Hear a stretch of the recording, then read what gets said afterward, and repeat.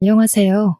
이웃만이 유일한 저의 살 길이었던 속상한 사연을 하나 들려주고자 찾아온 이혼녀입니다. 다들 이혼할지도 모른다고 미리 대비하면서 결혼을 하진 않잖아요. 또 이혼의 결과를 낳지 않기 위해 배우자를 선택할 때 정말 유심히 고려해보기도 하지 않습니까? 저 또한 일반 사람들이 생각하는 것처럼 배우자와의 행복한 미래를 상상하며 괜찮은 사람과 결혼하고자 나름 신경을 많이 썼습니다. 그런데도 불구하고 이혼이라는 결과를 낳았네요. 운전이란 게 나 혼자 안전운전한다고 해서 무사고를 보장하는 게 아닌 것처럼 부부관계 또한 저 혼자 노력한다고 배우자마저 변심하지 않는다는 보장이 없더라고요. 속상한 일이지 않습니까? 저는 그저 욕심 없이 마음 맞춰 잘 살길 바랬을 뿐인데 남편은 왜 그랬을까요? 설렘이라는 것도 세월에 장사 없다고 보는데 왜 그것에 끔뻑 넘어가 평화로운 가정을 깨트려 버린 걸까요?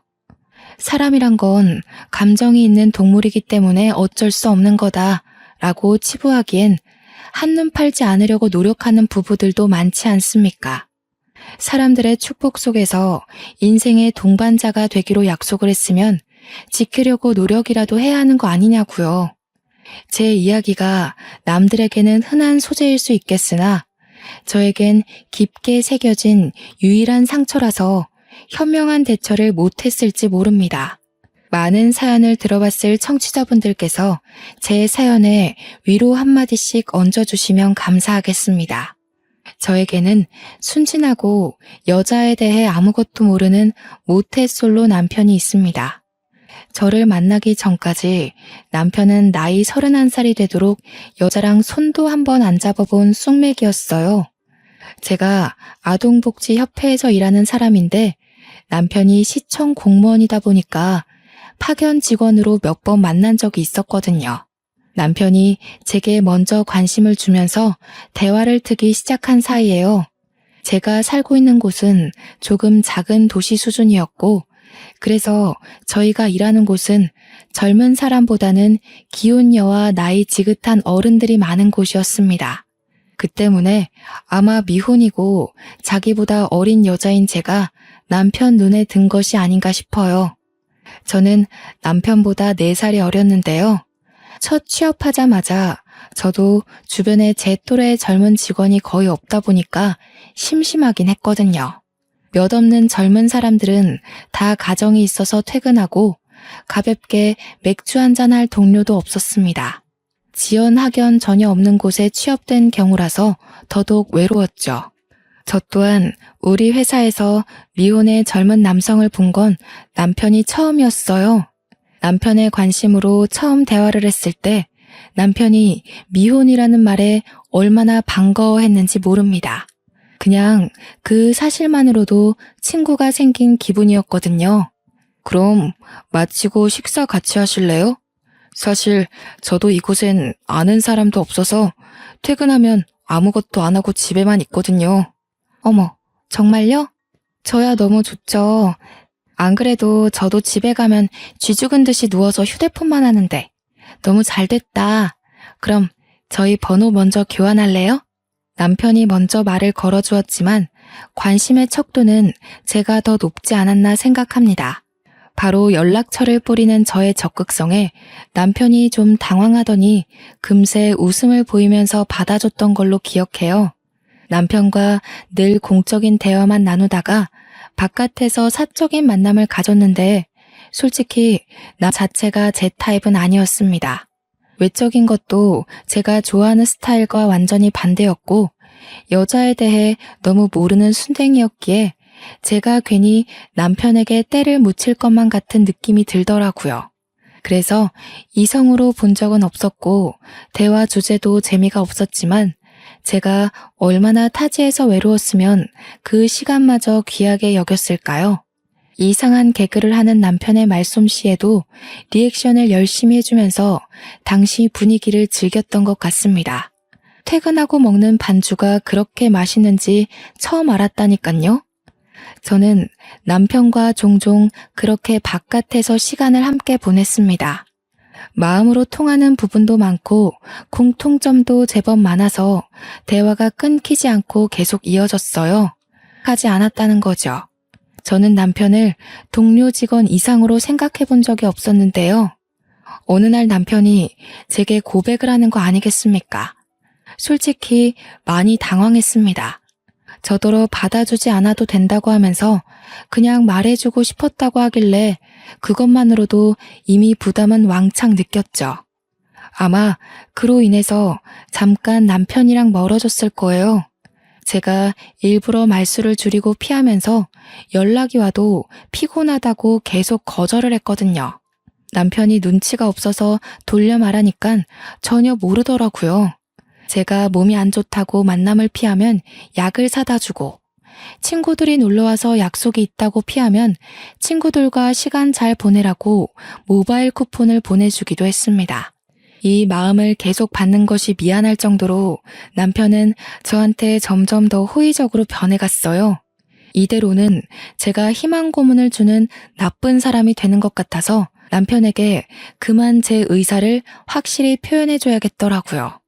그런데 얼마 뒤 제게 하나밖에 없던 가족인 엄마가 돌아가시면서 저는 남편에 대한 마음을 확 바꾸었습니다. 남편은 누구보다 저를 걱정해 주었고 장례를 치르는 내내 곁에 있어줬어요. 정신 못 차리고 있는 저를 대신해서 장례 절차도 모두 해결해 주었고요. 외동에다가 사촌들도 여자들이라서 남자의 손이 현저히 부족한 상황이었는데 그걸 흔쾌히 남편이 다 해주었다는 겁니다. 저희 엄마 관을 들어주는 것도 남편이 자처했어요. 친인척들은 남편을 보고 저한테 남자친구냐고 참 사람이 수더분하고 묻어내서 좋다고 칭찬을 했습니다. 거기다 대고 저는 그가 남자친구가 아니라는 말을 하지 않았어요. 그냥 묵묵히 음료를 정리하고 있는 남편을 보면서 크게 의지를 했던 것 같습니다. 그때 처음으로 남편에게 이성으로서 마음의 문이 열렸고 그와 동시에 저런 남자와 결혼을 하면 좋겠다는 생각까지 들었어요. 어쩌면 남편보다 늦게 출발한 마음이지만 제가 더 빠른 감정이 아니었나 싶습니다. 장례를 마치고 저는 남편에게 식사 대접을 거하게 했습니다. 어디 식당에서 사준 것이 아닌 저희 집으로 초대해서요. 와, 이 한희 씨가 한 거예요? 한희 씨는 얼굴도 마음도 참 예쁘신데 요리까지 잘하시네요. 어쩜 그렇게 다 가지셨대요? 한희 씨 만나는 남자는 분명 복 받을 겁니다. 그래요? 대영 씨가 저희 엄마 위해서 고생해준 거에 비하면 비루하죠. 그래도 늘 저를 좋게 봐줘서 고마워요. 그래서 말인데 대영 씨가 그 복 한번 받아보시겠어요? 제가 돌려서 고백을 한 탓인지 남편이 잘 못 알아듣더군요. 그래서 우리 한번 만나보자고 직설적으로 얘기를 해줬더니 그제서야 깜짝 놀라대요. 그날 저는 남편이 그렇게 크게 리액션을 할 줄 아는 사람이란 걸 처음 알았습니다. 남편은 연애하면서 제게 정말 잘했어요. 이건 서로 주고받는 사랑이 아니라 완전 헌신이라 해도 되었을 정도로 저를 공주처럼 대해줬고 밥을 먹어도 어디를 가도 항상 자기보다 저를 우선해 두었습니다. 그런 마음 때문에 아마 제가 더 빨리 결혼에 대한 마음을 확신하지 않았나 싶네요. 결혼에 대해 정식으로 생각해 봤을 때가 딱 30살이었는데요. 주위에서도 친구들이 다 결혼을 하고 애 낳고 사는 걸 보다 보니 저도 자연스레 남편과의 미래를 그만 결정지어야 될 것 같다고 느끼게 되더군요. 결혼을 한다면 꼭 남편이랑 하고 싶었을 정도로 저는 다른 이성에 대한 가능성을 두지 않았습니다. 그래서 제가 먼저 남편한테 결혼 얘기를 슬쩍 했어요. 그랬더니 이번에도 역시 남편이 큰 리액션과 함께 먼저 말해줘서 고맙다고 하는 거 아니겠습니까? 한이 너가 나한테 너무 과분한 사람이라서 감히 결혼 욕심을 못 냈는데 정말 고마워. 내가 평생 잘할게. 하늘에 계신 장인 장모님께 절대 못난 모습 안 보이도록 노력하는 남편이 될 거야. 남편은 며칠 뒤 제게 정식으로 프로포즈를 했고 저희는 그렇게 시댁으로 결혼 인사갈 날짜를 잡았습니다. 시부모님은 자기 아들이 숙맥이라 평생 독거 생활을 할 줄 알았는데 이렇게 결혼할 여자를 데려왔다며 엄청 좋아하셨습니다. 저를 굉장히 귀한 손님으로 대우해 주었고 갈 때마다 매번 자기 아들 거둬줘서 고맙다고 했어요. 결혼 전부터 저는 이미 며느리 대접을 거하게 받았습니다. 그래서 저희는 식구 느낌 내기 위해서 결혼을 하고 시댁으로 합가를 하려고 했습니다. 그러나 결혼식을 올리자마자 남편이 서울로 발령이 나는 바람에 할 수 없이 분가로 시작할 수밖에 없죠. 거처를 옮겨 서울 변두리로 집을 구했고 저도 서울로 급하게 직장을 구했죠. 그렇게 소도시에서 대도시로 옮겨가 살게 되었습니다. 저도 남편도 각자 차가 있었지만 좋은 차가 아니라 그냥 무단한 세단이었어요. 직장 주변으로 집을 구했다고 하지만 아무리 그래도 서울 아닙니까? 걸어갈 수 있는 거리가 아니라서 무조건 차를 타야 했거든요. 이사 오고 한 반개월 정도는 당연히 그렇게 지냈는데 남편이 어느 순간부터 차를 안 타고 대중교통을 이용하기 시작한 거 아니겠어요? 힘들지 않아? 지하철로 가면 50분은 가야 되는데 일찍 일어나고 움직이는 거 안 피곤해? 나는 도무지 대중교통 이용할 엄두가 안 나던데. 서울은 지하철이 아니라 완전 지옥철이잖아. 힘들어도 좋아. 워낙 운동을 안 하니까 나는 생활 운동이 좀 필요해. 그렇게 출근하면 오히려 오전 근무 내내 생기가 돌아서 졸리지도 않아. 여보도 가끔 대중교통 이용해봐. 남편은 말 그대로 일집 하느라 운동을 못해서 대중교통을 이용한다는데 그렇게 바로 이해되진 않았어요. 왜냐면 남편은 평소에도 운동을 전혀 하지 않던 사람이었거든요. 무슨 바람이 불어서 굳이 피곤한 짓을 자처하나 싶었지만 그럼에도 굳이 이해를 해야 한다면 나이가 들어서 체력 관리하려나 보다라고 생각하는 게 가장 타당하다고 봤습니다. 제 직장은 남편 직장과 걸어서 30분 거리에 떨어져 있었어요. 저와 남편은 늘 점심을 같이 먹었기 때문에 점심시간이 더 긴 제가 남편 회사 근처로 찾아가 시간을 보냈습니다. 이건 굳이 서로 연락해서 약속 잡지 않아도 어느 순간부터 당연하게 지켜왔던 약속 같은 거였어요.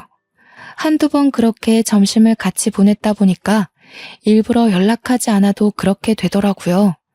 아마 신혼이라서 고생해서라도 같이 있고 싶은 마음이 그득했던 게 아닌가라는 생각이 듭니다. 그날도 여느 때처럼 남편과 점심을 먹기 위해 남편 직장 근처로 도착했을 때였습니다. 남편이 처음으로 저와의 약속에서 지각을 한 날인데요. 한 5분 남편 회사 앞에 서 있어도 남편이 나타나질 않더라고요. 별다른 연락도 없어서 전화를 해보려고 하는 그때 뒤늦게 남편이 허겁지겁 나왔습니다. 늦어서 미안하다며 가까운 정식집으로 저를 얼른 데리고 갔죠. 자기야, 내일부턴 점심 같이 못 먹을 것 같아. 이번에 공무원 합격률 낮았잖아. 신입들이 대거 들어오는 바람에 사수가 모자라거든. 가르쳐야 될 게 많아서 당분간 점심도 회사에서 주는 끼니로 해결해야 할 것 같아. 아, 그래? 그렇게 바빠? 할 수 없지 뭐.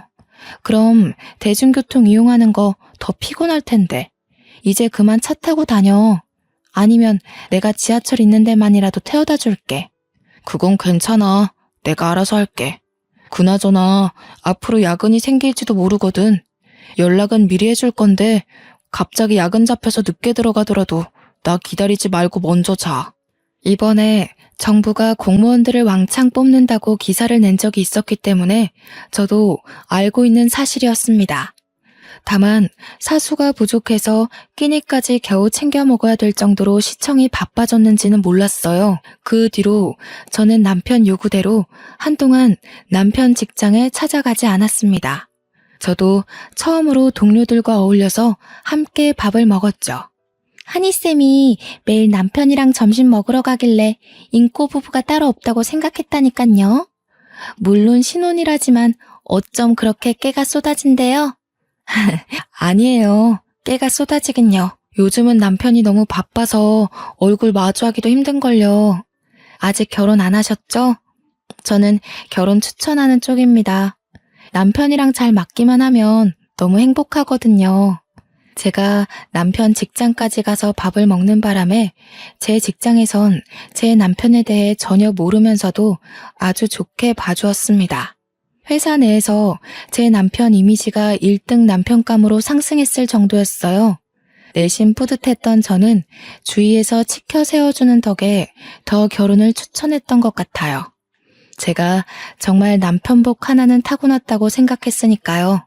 너무 착해 빠져서 밀당은 무슨 여자한테 헌신밖에 못하는 남자인데도 역시 결혼 상대로는 이런 남자가 인기의 남편이 맞나 봐요. 그날 점심을 같이 먹으면서 내내 여직원들이 제 남편에게 찬사를 쏟아냈습니다. 진심이든 가식이든 제 남편을 칭찬해주는 것에 너무 기쁜 나머지 그 자리 밥값을 제가 다 계산했었네요. 남편은 정말 예고했던 대로 신입사원들이 들어오고부터 야근까지 하게 되었는데요. 그 때문인지 집에만 오면 기절을 하길 반복했습니다. 확실히 도시 외곽보다는 서울 일이 많기는 한가 봅니다. 결혼한 지 1년 정도 만에 남편은 발령 전보다 갈수록 피폐해져 갔어요. 여보, 저녁은 먹었어? 밥도 못 먹고 일하는 거 아니야? 저녁 차려줄게, 일어나봐. 옷도 벗고 자야지. 아니야, 먹었어. 여보 미안한데 나 먼저 잘게. 안 씻어서 같은 침대 쓰기 좀 그러니까 작은 방 가서 자야겠다. 미안해. 남편은 제가 항상 말을 걸면 먼저 자러 가기 바빴습니다. 야근을 하면서부터는 계속 씻지도 않고 작은 방에서 잤고 그 때문에 저희는 신혼 1년 만에 각방 신세가 되었죠. 어디 그것뿐이겠습니까? 저와는 얼굴도 잘 마주하지 않았어요. 화장실 가다가 마주쳐도 남편이 먼저 금방 눈길을 돌리며 피곤하다는 말만 입에 달고 살았습니다. 마치 제가 무슨 말이라도 걸어서 같이 마주하는 시간이 오래 묶이게 될까봐 일부러 피하는 사람 같았죠. 남편이 피곤해서 그러는 걸 알기 때문에 이해하려고 했지만 그래도 서운했습니다. 저희가 제대로 된 대화를 나누지 못한 지가 벌써 3개월은 될 겁니다. 남편 회사에 신입들이 들어왔다고 한 지가 한 2, 3개월은 된 것 같은데 남편은 여전히 야근이 많고 뼈 빠지게 일을 하고 있잖아요. 신입사원 수가 많아서 그만큼 인수인계 기간도 긴 걸까요? 아는 게 없다 보니까 괜히 피곤한 사람 건드려서 예민하게 만드는 꼴이 될까봐 묻지도 못했어요. 아침밥을 차려주는 게 그나마 제가 남편에게 직접적으로 표현할 수 있는 애정이었습니다. 한날은 저희 회사 팀장님 돌잔치가 있었는데 친인척들 시간 맞추느라 금요일에 진행되는 바람에 출근한 저희들은 그날 오전 단체로 공짜 반차를 썼어요. 직원들 모두가 돌잔치에 참석을 하게 된 거죠. 회사에서 다 같이 모여서 걸어가기로 했고 돌잔치 장소는 제 남편 회사보다 조금 못 간 위치에 있었습니다. 돌잔치 주인공인 팀장님 딸을 보았는데 너무 천사 같고 예쁘더라고요. 팀장님이 흔쾌히 허락해줘서 아이를 한번 안아볼 수 있거든요. 울지도 않고 얌전하게 안겨준 딸애가 너무 사랑스러워서 2번, 3번을 더 안고 다녔습니다.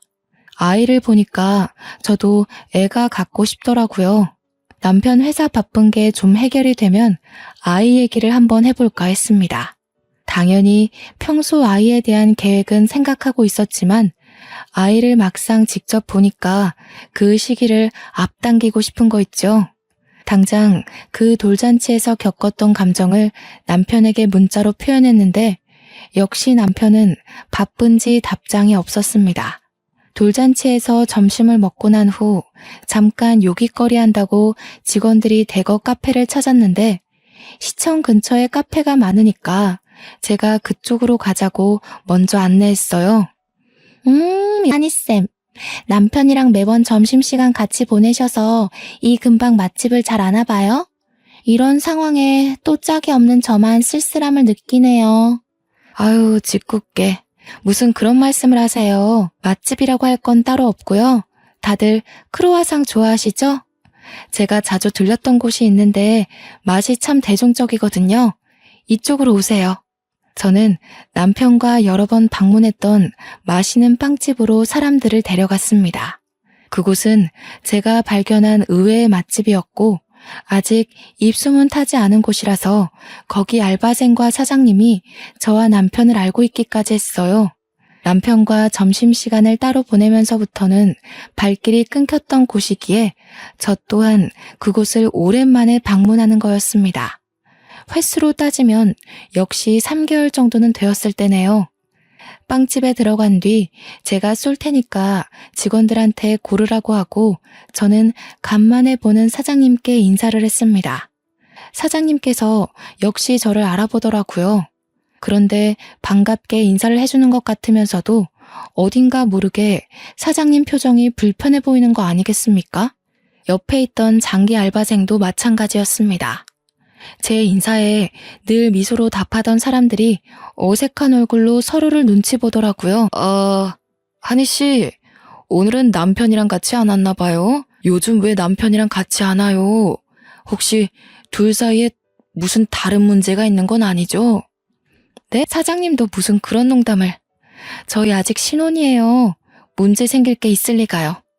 그게 아니고 저희 남편이 요새 신입사원 사수 노릇하느라 정신이 없거든요. 제가 너무 오랜만에 와서 별 오해를 다 만들어드렸네요. 그렇구나. 그렇다면 한희 씨한테 더더욱 알려줘야겠네요. 보니까 한희 씨는 아무것도 모르는 것 같은데 내가 아무리 장사치라지만 손님을 잃게 되더라도 마냥 모른 척하고 있는 건 도리가 아닌 것 같아요. 사장님은 3개월 동안 제가 빵집에 방문하기까지 기다렸다고 하면서 어떤 사실을 말해주었습니다. 주변 사람들에게 들리지 않을 정도로 엄청 속삭이는 목소리였는데요. 사장님 하는 말로는 남편이 이 빵집을 여러 번 다녀갔다고 하더라고요. 어머, 그래요? 남편도 여기 빵집 좋아했는데 바쁜 와중에도 생각나서 왔나 보네요. 자주 들렸으면 내 목도 좀 사올 것이지. 그건 좀 서운하네. 그게 아니라 웬 아가씨랑 같이 왔다니깐. 올 때마다 똑같은 아가씨던데 둘 사이가 심상치 않아 보였어요.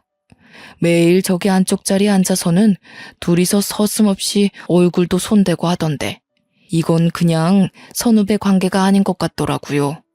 제 체면을 생각해서 사장님이 끝까지 작은 목소리로 말을 했는데요. 이 말은 바람이란 소리가 아닙니까? 그게 무슨 말이냐고 점점 심각하게 캐묻는 제 질문에 사장님은 자기도 그 정도로만 알고 있다고 했습니다. 그러면서 남편과 아가씨가 또다시 방문하면 연락을 주겠다면서 제 연락처를 받아갔습니다. 그렇게 사람들과 같이 빵집을 나왔는데 당시 들은 사실이 너무 믿기지 않아서 어안이 벙벙하더군요. 여자를 잘 모르는 남편이 숙맥이라서 먼저 고백도 못하는 남편이 바람을 핀다고? 제가 아는 남편의 이미지와 불륜이 전혀 어울리지 않아서 더 멍을 때렸던 것 같습니다. 사장님이 뜬금없이 거짓말을 할 리도 없잖아요. 아무래도 당장 남편을 만나봐야 될 것 같았어요. 무슨 말을 어떻게 물을지 생각해 본 건 아니지만 일단 남 얼굴을 마주해야 될 것 같다는 생각이 들었습니다. 저는 결국 직원들을 먼저 보내고 남편 회사로 방향을 꺾었어요. 여전히 점심시간이었는데 제가 건물로 들어서자마자 이쪽으로 나오는 남편을 바로 발견했습니다. 그런데 저는 바로 행인인 척 몸을 숨길 수밖에 없었어요. 남편 옆에는 빵집 사장님 말대로 웬 아가씨가 남편 팔짱을 끼고 눈웃음을 치고 있었거든요. 당시 너무 놀라서 그 둘을 그냥 보내버렸습니다. 유리문 밖으로 보이는 남편은 아가씨를 데리고 빵집으로 들어갔고 바로 제게 전화가 왔습니다. 한희 씨? 지금 한희 씨 남편이 그 아가씨랑 같이 왔어요. 멀리 간 게 아니라면 다시 돌아올 수 있어요? 덮치는 건 너무 섣부른 방법인가? 그렇잖아도 그쪽으로 들어가는 걸 봐버렸네요. 사장님 정말 죄송한데 저 좀 도와주시겠어요? 저 사람들 무슨 얘기하는지 가까운 테이블에서 앉아서 녹음 좀 해주시고 사진 몇 장만 찍어서 보내주세요. 이런 부탁해서 죄송합니다. 사장님은 죄송할 거 없다면서 흔쾌히 제 부탁을 수긍하셨습니다. 시청 로비에서 나가지도 못하고 빵집만 바라보고 있었는데 나중에 5분 단위로 끊어서 녹음 파일이 날라오더군요. 눌러보기 겁이 났지만 끝내 들어본 녹음 파일은 아주 가관인 내용이 한가득 담겨 있었습니다. 이미 둘은 2~3달 정도 된 사이였더라고요. 그 기간은 남편이 제게 점심을 같이 못 먹을 것 같다고 얘기한 시기와 비슷했어요. 그리고 남편이 바빠서 집에 오면 기절하던 기간과도 같고 대중교통을 이용한 시기와도 일치했죠. 이 모든 건 남편이 평소 제가 알던 모습에서 돌변하기 시작한 때와 정확히 일치한다는 소리입니다. 파일에서는 누가 들어도 불륜이라 오해할 만한 대화들이 잔뜩 흘러나왔습니다. 그러다 이후에 영상 하나가 도착했는데 역시나 사장님이 보낸 거였어요. 영상에는 남편과 아가씨가 마주보고 앉은 상황에서 손을 꼭 잡고 있는 다정한 모습이 있었습니다. 남편이 아가씨를 챙겨 빵을 먹여주기도 하는 거 아니겠습니까? 내가 좋아해서 알아낸 그 빵집에 다른 년을 데리고 가서 불륜짓 할 줄은 몰랐네요. 남편이 여자한테 저런 행동도 할 줄 안다는 것 또한 몰랐습니다. 제 앞에선 쑥 먹이기만 하던 남편의 모습이 저 아가씨 앞에선 완전 늑대가 따로 없더라고요.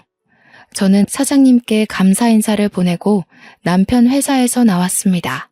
그리고 다음날 월차를 내고 남편 회사를 다시 찾아왔고 남편이 있는 부서로 엘리베이터를 타고 올라갔죠.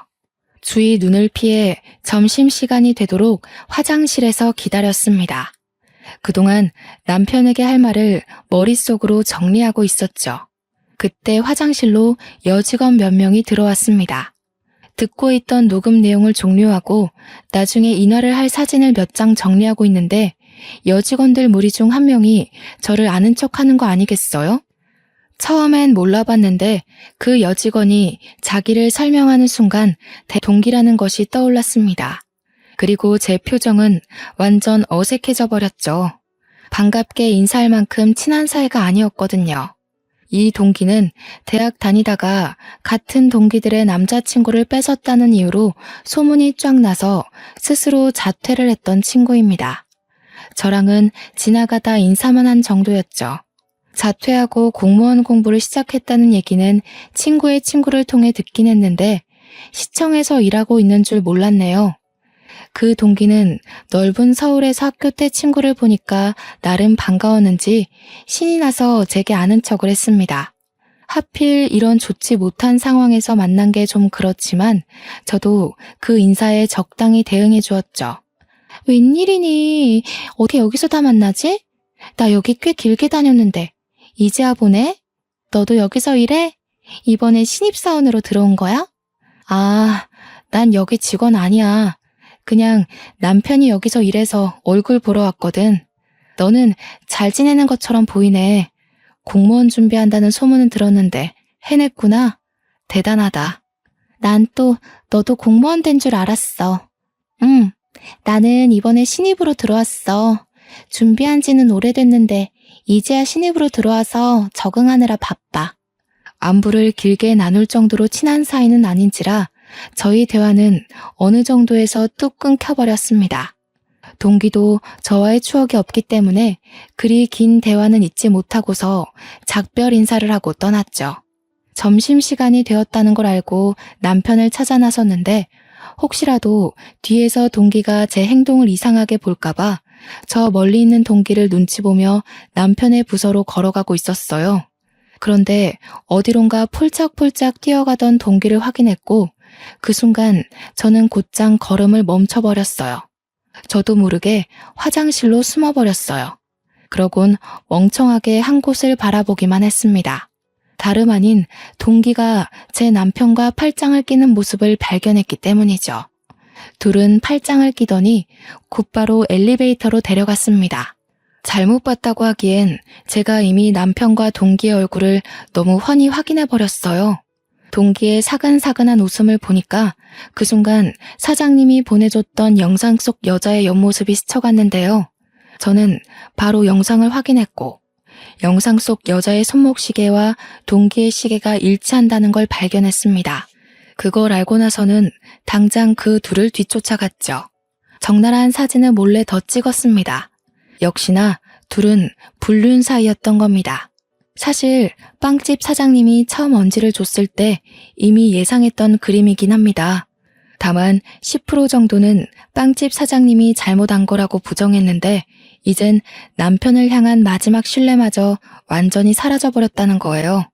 그 와중에 희한한 건 여기 공직 사람들은 대놓고 불륜을 저지르고 있는 남편을 보고도 왜 가만 놔두는 거지? 싶었습니다.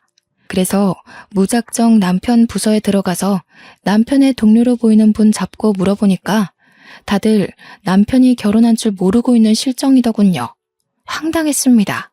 남편의 기혼 사실을 아는 사람이 한 명도 없다는 건 남편이 서울로 발령 오면서부터 총각인 척 했다는 거 아니겠습니까? 그럼에도 제가 둘 앞에 바로 모습을 드러내지 않았던 건 이대로 허무하게 밝혀서 그 둘이 빠져나갈 구멍을 마련하도록 기회를 주는 게 싫었기 때문입니다. 그래서 더 머리를 굴렸습니다.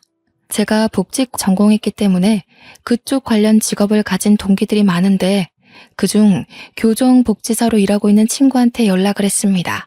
그 친구에게 이 사실을 알렸더니 상간녀를 기억하는 친구가 노발대발 화를 내며 적극적인 방법을 구색해 주더라고요. 친구는 교정시설에서 일하니깐 사실 불륜보다 더 개념 없는 사람들을 볼 거 아닙니까? 교도소에는 주위에 깔린 사람들만 해도 다 법 관련, 범죄 관련 직업으로 판을 치고 있을 거고요. 그 중에는 당연히 검판사와 친분 있는 근무자들이 덜어 있을 겁니다. 게다가 제 친구 남편이 교도관이란 사실도 이미 알고 있는 정보였어요. 친구의 제안으로 저는 합의 이혼을 진행함과 동시에 끝까지 사이코 동기의 정체를 모른 척하는 걸로 작전을 짰습니다. 그리고 나서 친구가 말하기를 이혼을 한 뒤에 상간녀를 소송하라고 했어요. 법에 대해 잘 몰라서 친구 덕분에 처음 알게 된 건데 이혼하고도 상간녀를 소송할 수 있고 이혼한 뒤에는 민사가 아닌 가사소송으로 들어간다고 합니다. 사건이 이렇게 빠지게 되면 위자료도 더 높게 측정될 수 있다고 했어요. 변호사비가 2배로 들 수는 있대요. 하지만 친구가 그건 걱정하지 말라면서 변호사는 지인 찬스로 할인해 줄 테니까 자기가 시키는 대로 하라고 하더군요. 그래서 저는 친구를 믿고 그날 밤 집에 들어온 남편과 대화를 시도했습니다. 그때부턴 겁이 없어졌던 것 같아요. 친구 아니었다면 내내 벌벌 떨고 있었을지도 모르는데 당시 상황이 누가 봐도 제가 더 유리했거든요. 남편은 여느 때처럼 저와 대면하길 피하더라고요. 매번 같은 레퍼토리였고 또 피곤하다는 핑계로 바로 씻으려 했습니다. 당신 바람피지? 요즘 여자들이 참 예쁘장하고 자기 관리를 잘해서 큰 물에 있다 보면 눈이 돌아갈 만해. 그렇다고 신혼 1년 만에 그러는 건 좀 너무하지 않아? 제가 던지는 말에 남편이 화들짝 놀라서 그제야 제 얼굴을 마주봤습니다. 얼마 만에 제대로 보는 건지 황당해서 감격스럽더군요. 남편은 제 말에 가타부타 설명도 없이 무작정 길고 날며 아니라고 부정하기 시작했는데요. 저 말고는 만나본 여자가 없던 사람이다 보니까 부정행위를 숨기는 표정도 그렇게 티가 났지 뭡니까. 남편을 캐묻고 사실을 밝혀내는 데에 전혀 문제가 없을 정도로 이미 다 알아차려졌네요. 끝까지 모르는 척 하시겠다. 불륜을 저지르려면 연습이라도 좀 하고 시작하지 그랬어. 불륜도 꾼들이나 하는 짓이지. 당신 같은 어중이 떠중이들은 덜미가 잡히게 되어 있다고.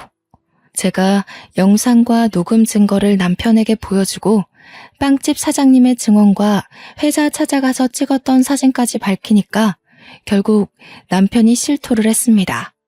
그렇다고 용서를 비는 건 아니었어요. 어줍잖게 다른 작전을 펼쳤습니다. 어디서 본 건 있는지 완전 뻔뻔하게 어깨를 더 활짝 펴더라고요. 잘 됐네. 그래서 당신 나랑 이혼하고 싶다는 거지? 그래, 나도 이혼하고 싶어. 솔직히 자기가 제일 예쁜 줄 알았는데 서울 오니까 자기보다 예쁜 사람 천지더라. 다가갈 용기 없는 나한테 예쁜 여자가 먼저 다가와 주는데 그걸 어느 남자가 거절해? 심지어 그 여자는 돈도 많아서 나한테 뚜껑 열리는 차도 사줬어. 대중교통 이용한다고 거짓말했던 게 다 이런 이유 때문이었구나 싶더라고요. 그것까진 몰랐는데 알아서 남편이 말해주니 더 어이가 없었습니다. 남편 성격을 알다 보니까 제가 이렇게 사실을 밝혀버리면 조금이라도 주눅이 들 줄 알았어요. 싹싹 빌면서 용서해달라고 할 줄 알았단 말이죠. 그런데 짧은 사이 일이 뻔뻔하게 변해버렸다는 건 그 동기가 남편에게 이래라 저래라 주입을 시킨 게 아닌가 싶기도 했습니다. 당황스럽긴 했지만 생각해보면 제 입장은 더 유리한 방향으로 흘러가고 있었어요. 남편이 동기에게 푹 빠지고 완전 길들여진다면 오히려 고맙죠. 왜냐면 동기 전현 부자 아니거든요. 대학 때도 친구의 남자친구를 뺏은 이유가 전부 돈 때문이었습니다. 동기가 꼬셔낸 남자는 고등학생 막 졸업하자마자 스포츠카를 타고 다녔거든요. 그걸 보고 눈이 돌아버린 거죠. 잘 사는 집 아들 한번 잘 꼬셔서 인생 한번 펴보려고 친한 친구의 남자친구까지 작정하고 꼬셨던 겁니다. 저 동기는 남자를 고르는 기준이 못생기고 돈 많은 스타일이에요. 제 남편이 부자는 아니지만 젊은 나이에 빠른 승진을 했기 때문에 미래를 보면 앞으로도 계속 비전 있는 사람이었거든요. 아마 저 동기가 제 남편 수준 정도로 만족하는 이유는 자기 수준 또한 그렇게 막 뛰어나지 않기 때문일 겁니다. 동기가 저보다 예쁜 건 사실이지만 그렇다고 지나가는 사람 다 돌아볼 정도로 예쁜 건 또 아니었으니깐요. 그래봤자 불륜밖에 더 돼? 더러운 부정행위를 잘도 포장하네? 입 아프게 씨름하지 말고 깔끔히 정리하자. 당신 지금 그 여자랑 결혼하고 싶잖아. 내가 비켜줘야 그 여자랑 제대로 시작해보지 않겠어? 정말 이혼해주는 거야? 생각보다 시원하게 해결해주네. 당신이 꼬투리 안 잡아주고 바로 이혼해주면 나야 고맙지. 다른 걸로 문제 삼을 건 아니지? 그럴 리가. 물론 처음엔 배신감 느꼈지. 그래도 곰곰이 생각을 해봤어. 인생이 짧지도 않은데 평생 여자 하나랑만 즐겨보는 건 당신 입장에서 뭔가 억울할 것 같기도 하더라고. 당신이 당신 인생에서 마음 가는 대로 하겠다는데 내가 무슨 자격으로 붙잡겠어. 그래. 당신이 이렇게 마음 넓은 사람인 줄은 몰랐네. 아니, 알고는 있었지. 그런데 보통 부부관계에서도 이렇게 베풀기 쉽지 않은데. 아무튼 정말 고마워. 그렇잖아도 어떻게 말을 꺼내야 하나 고민 많이 했거든.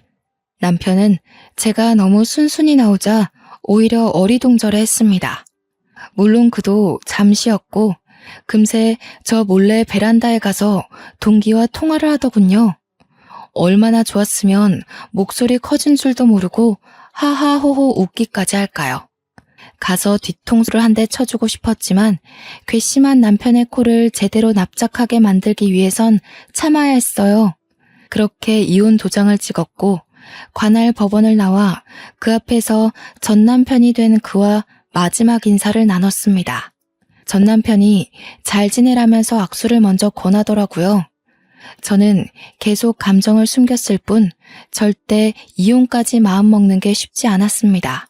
법원에 오기 전까지는 보복할 마음밖에 없었는데 막상 이혼 서류를 제출하고 나니까 정말 모든 게 끝난 기분이었어요. 전 남편과 사이좋게 악수를 나누는데 참 기분이 많이 착잡했습니다. 그동안 당신 만나서 많이 배웠어. 당신 아니었으면 나 지금까지 결혼도 못하고 혼자 살았을 거야. 나한테 사랑할 수 있는 방법을 가르쳐줘서 고마워. 덕분에 좋은 사람 만나서 제대로 살아볼 수 있을 것 같아. 이런 사람을 두고 그간 추억을 떠올리면서 아쉬움을 느꼈던 제 자신이 숭비참했습니다. 이럴 거면 나한테 헌신하는 태도를 보이시나 말지. 그런 생각이 들면서 남편과 맞잡은 손을 놓았어요. 그리고 끝인사로 남편의 뺨을 시원하게 내리쳤죠. 그런데 그건 알아야 돼. 당신이 날 내몰고 이뤄낸 그 인연은 결국 떳떳해선 안 되는 관계라는 거. 절대 잘한 짓이 아니라는 거. 한 번만 해도 세상 사람 손가락질 받는 그 짓을 2번, 3번 반복해서 불륜에 중독되는 일은 없길 바래. 참, 그렇게 이뤄낸 결실이 절대 행복할 수 없다는 것도 알아두고 그렇게 저는 남편과 결국 마침표를 찍었습니다. 돌아서고 나니까 눈물이 나더군요. 이건 남편을 잃었다는 슬픔이 아닌 그간 저런 사람 옆에서 히히덕거리며 행복해했던 저의 쪽팔린 과거 때문에 화가 나서였습니다. 갈라선 뒤 저는 길게 슬퍼할 시간이 없었습니다. 친구 말대로 둘이 결혼하기를 손꼽아 기다렸죠. 그런데 이게 웬일입니까? 둘의 결혼 소식을 듣기 전에 아이 소식을 먼저 들어버린 거 아니겠어요? 상간녀가 제 남편 잡으려고 아주 발악을 했나 보더라고요. 그 때문에 결혼식보다 혼인신고를 먼저 했다고 들었습니다. 남편이 저를 좋은 친구로 남기려고 하는 건지 저한테 꼬박꼬박 문자를 남겨줘서 알았어요. 답장을 해준 적은 없지만 결혼 사실을 전달받기 위해서 아직 차단을 하지 않고 있었거든요. 그래서 저는 빠르게 소식을 알 수 있었습니다. 혼인신고를 했다면 이젠 정말 제가 승기를 잡을 때였어요. 저는 그제서야 친구 도움을 통해 추천받은 변호사를 선임했고 곧바로 상간녀 소송을 때렸습니다. 정확히 상간녀 쪽에서 소장을 받은 날에 남편한테서 전화가 왔는데요. 이혼하고 나서도 제게 문자만 했지 전화는 한 적 없는 사람이거든요. 그런데 얼마나 놀라고 마음이 급했으면 전화가 왔을까요? 당신 뭐야? 내가 받은 이거 상간녀 소송 맞아? 아니, 이게 어떻게 되는데? 우리 이혼했잖아. 그리고 이런 거 문제 삼지 않기로 하지 않았어? 사이좋게 이혼해놓고 왜 이래? 세상에 사이좋게 이혼하는 부부가 어딨니? 당신은 여자를 몰라도 너무 몰라. 뭐 그래도 당신이 내 말을 곧이곧대로 믿고 이혼 도장 찍는 덕분에 편하게 소송했어. 상간녀 소송은 법이 그렇대. 내 앞길에 빨간 줄 생긴 것도 억울한데 돈은 받아야지 않겠어? 당신까지 왜 이래? 안 그래도 와이프 때문에 골치 아픈데. 와이프가 지금 시댁에서 얼마나 사고치는 줄 모르지? 알고 보니까 완전 빚쟁이더라고. 뭐 이런 여자가 다 있대? 신용 불량자 주제에 카드는 또 뭐 일이 많은지. 나 이렇게 돈 개념 해픈 여자 처음 봤어. 이거 완전 사기 결혼 아니냐고. 전 남편은 제가 자기랑 이혼한 사이라는 것도 망각했는지 갑자기 저한테 속풀이를 엄청 하더라고요. 저를 원망하다가도 상간녀 욕하길 반복했는데요. 상간녀랑 이미 혼인신고는 해버렸고 애까지 생겨서 완전 발목 잡혔다고. 결혼식도 안 올렸는데 매일 싸운다고 합니다. 미안하지만 잠자코 듣던 저는 불난 집에 기름을 들이부었어요. 상간녀 실체를 까발리기에 때가 적당하다고 생각했거든요. 내 동기 중에 친구들 남친 뺏어 사귀는 성격 더러운 여자애가 하나 있었거든. 소문이 어찌나 더러운지. 아직도 걔 얘기하면 다 사이코라 그래. 걔 결국 눈치만 보다가 자퇴까지 해버렸잖아. 그런데 그게 누군지 알아? 네가 날 버리고 선택한 그 여자야. 네가 임신시킨 그 여자라고. 무슨 말인지 알아? 뭐라고? 뭐라는 거야? 갑자기 당신 동기 얘기를 왜 해? 우리 집 지금 엄청 힘들다니까? 소송 취하해달라고 부탁하는 거잖아. 역시 눈치가 없어서 못 알아듣네. 내가 여자 다루는 법만 알려준 게 얼마나 다행인지 몰라.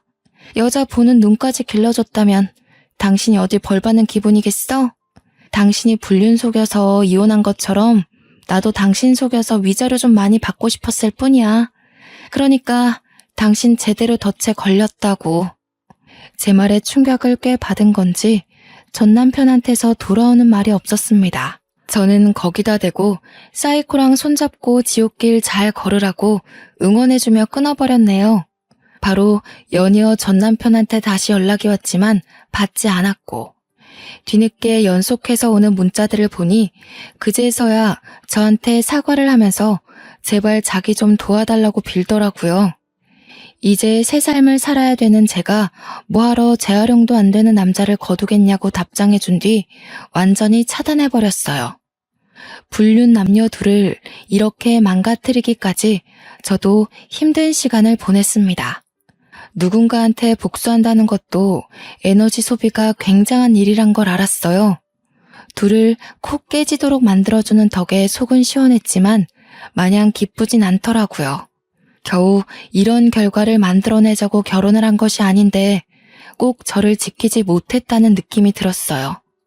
인생의 한 부분이 도려내지는 바람에 생긴 공허함 때문이겠죠. 현재는 시간이 차차 해결해 줄 거라고 믿고 또 다른 미래를 준비하고자 계획 중에 있어요. 우선 친구 덕분에 거하게 받은 위자료로 변호사님과 친구에게 식사를 대접했습니다. 이웃만으로도 정신이 그렇게나 흔들리는데 금전적 손해까지 봤다면 얼마나 더 억울했겠습니까? 그나마 친구 덕분에 다시 사회에 재기할 의지가 생겼던 것 같아요. 제 나이가 아직 30대라는 것 또한 다시 일어설 수 있는 자산이라 생각하고요. 저를 지키고자 이혼을 했기 때문에 이 선택을 후회하지 않으려면 이혼 후의 삶이 더 질 높아야 된다고 생각합니다. 그러기 위해 저는 현재도 물론 앞으로도 늘 노력하고 가꾸면서 승승장구하는 사람이 될 겁니다. 이혼한 모든 분들에게 말씀드리고 싶어요. 이혼은 절대 흉이 아니라 내가 원하는 삶을 다시 계획할 수 있는 기회라고 말입니다. 다들 아픔이 클수록 더 단단해질 거란 걸 믿으시고 희망만 쫓는 사람들이 되었으면 좋겠어요. 제 사연은 여기까지입니다. 항상 마음가짐 굳세게 먹길 바래요. 감사합니다.